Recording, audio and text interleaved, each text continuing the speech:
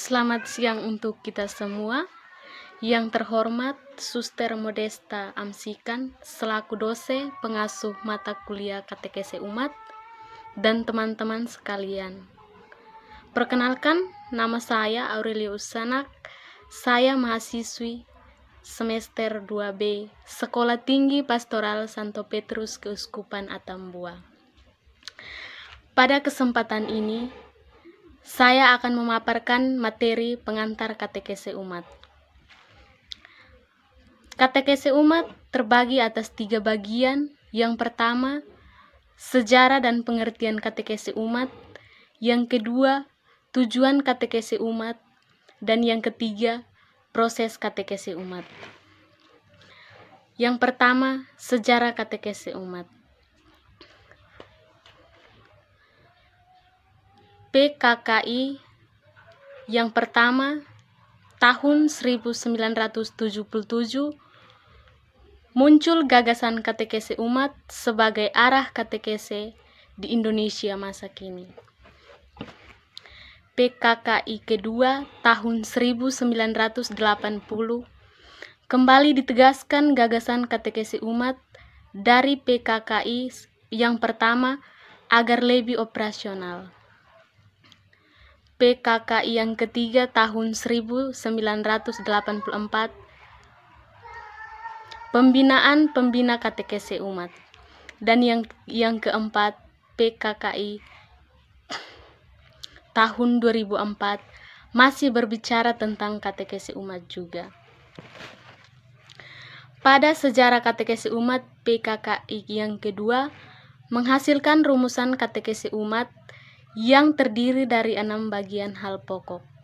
Yang pertama, katekese umat diartikan sebagai komunikasi iman atau tukar pengalaman atau penghayatan iman antara golongan umat kelompok, seperti melakukan kesaksian, iman diteguhkan, dihayati selalu lebih sempurna.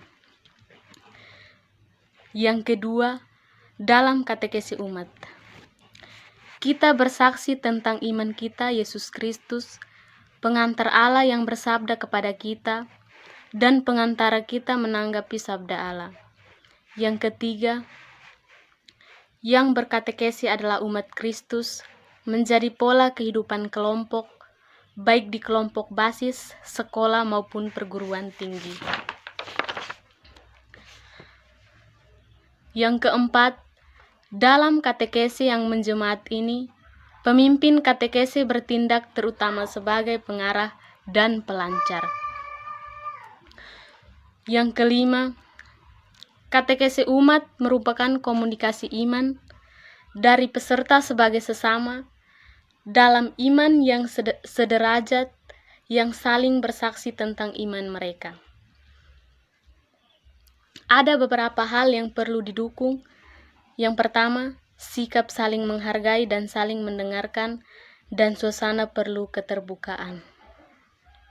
Yang keenam, tujuan komunikasi iman dalam katekese umat Allah adalah: yang pertama, supaya dalam terang Injil kita semakin meresepsi arti pengalaman-pengalaman kita sehari-hari. Berdasarkan rumusan PKKI yang kedua tersebut, nampak beberapa aspek katekese umat yang harus diperhatikan. Yang pertama, subjek katekese. Yang kedua, perguruan pada Yesus Kristus sebagai jalan kebenaran dan kehidupan. Yang ketiga, yang dilakukan dalam katekese umat. Yang keempat, hasil yang diharapkan. Tujuan katekese umat. Yang pertama, membawa umat sampai pada perjumpaan pribadi dengan Kristus melalui perjumpaan hati dan budi. Yang kedua, membentuk dan membina jemaah Kristus, mengembangkan sikap-sikap dan karisma-karisma pribadi untuk melayani sesama. Proses katekese umat terdiri dari 3 bagian. Yang pertama, Allah menyapa manusia melalui situasi hidupnya yang konkret.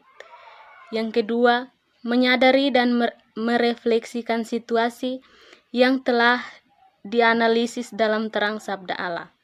Yang ketiga, memikirkan dan merencanakan aksi untuk bertindak. Keunggulan katekesi umat. Keunggulan katekesi umat terdiri atas 4 bagian. Yang pertama, katekesi umat disebut katekesi umat oleh umat dan untuk umat, sehingga untuk menjadi subjek katekese dengan memungkinkan umat berperan aktif. Yang kedua, selalu berbicara tentang hidup nyata dalam terang Injil, sehingga memungkinkan umat menyadari bahwa Allah hadir dan berkarya dalam hidup nyata. Yang ketiga, umat aktif berkomunikasi di dalam setiap lingkungan. Yang keempat, berbicara dan berkomunikasi tentang hidup nyata.